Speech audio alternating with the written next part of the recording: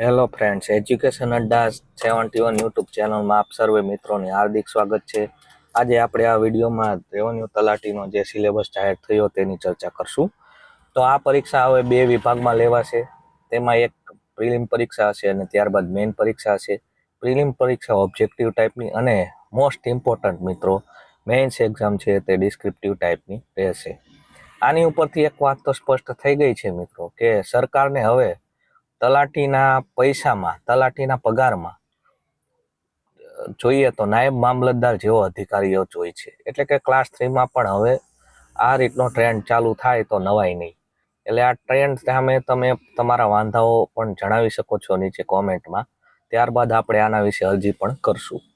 હવે જોઈએ સિલેબસ, તો તેમાં ગુજરાતી 20 માર્કનું રહેશે, અંગ્રેજી 20 માર્ક, પોલિટી, પબ્લિક એડમિનિસ્ટ્રેશન અને ઇકોનોમિક્સ છે 30 માર્કનું, હિસ્ટ્રી, જિયોગ્રાફી, કલ્ચર, હેરિટેજ પણ 30 માર્કનું છે, environment science and information technology 30 માર્કનું, કરંટ અફેર 30 માર્ક, મેથ્સ અને રિઝનિંગ 40 માર્ક. ઇનડાયરેક્ટલી જોઈએ તો દરેક વસ્તુ આમાં તમારે કવર થશે.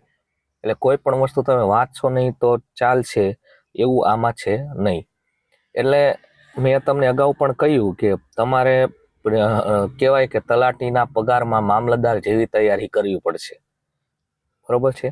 હવે આમાંથી 5 ગણા ઉમેદવારોને બોલાવવામાં આવશે મેઇન એક્ઝામમાં. મેઇન એક્ઝામનો સિલેબસ ખૂબ જ ફની લેવલનો છે. તેમાં ગુજરાતી લેંગ્વેજ સ્કિલ 100 માર્ક અને 3 કલાક. એટલે આ ખાલી ક્વોલિફાઈંગ નથી, તમારે આમાં સ્કોર કરવો પડશે. ઇંગ્લિશ લેંગ્વેજ સ્કિલ 10 માર્ક 3 કલાક, 100 માર્ક 3 કલાક. જનરલ સ્ટડી 150 માર્ક અને 3 કલાક. ટોટલ 350 માર્કનું વેઇટેજ રહેશે. તેમાંથી તમારે માર્ક લાવશો તે પ્રમાણે માર્ક તમારા ગણાશે મેરિટમાં. હવે આ સિલેબસ જોઈએ તો નાયબ મામલતદાર લેવલનો છે, તે અગાઉ આપણે પણ ચર્ચા કરી.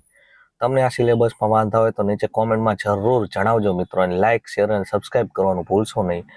જેટલી વધુ કોમેન્ટ આવશે તે પ્રમાણે આપણે આના વિશે પ્રતિકાર સ્વરૂપે મંડળની અંદર, આયોગની અંદર આપણે અરજી પણ આપીશું.